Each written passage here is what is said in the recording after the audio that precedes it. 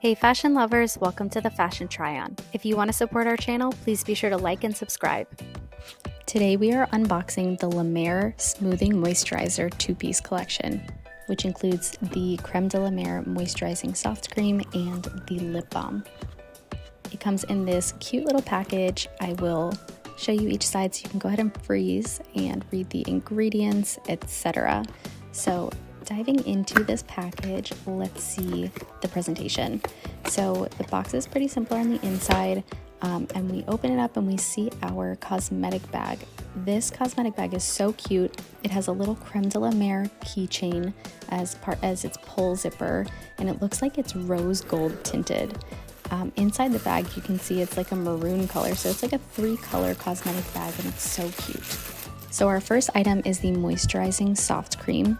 If you've never held the packaging from La Mer before, it comes in a very durable, weighted presentation.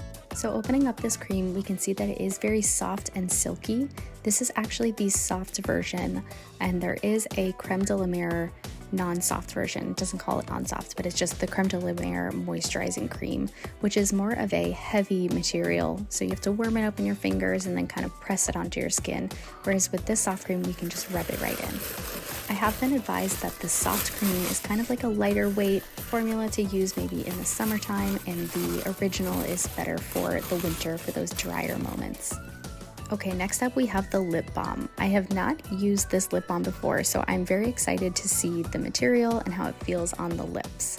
Feel free to pause and review the exact ingredients on the back.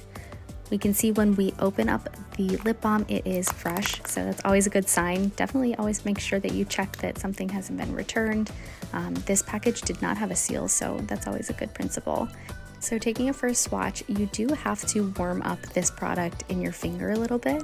I'm sure it will get easier to use as you use it, but it does go on once it is warm in a silky way, so I really do love that.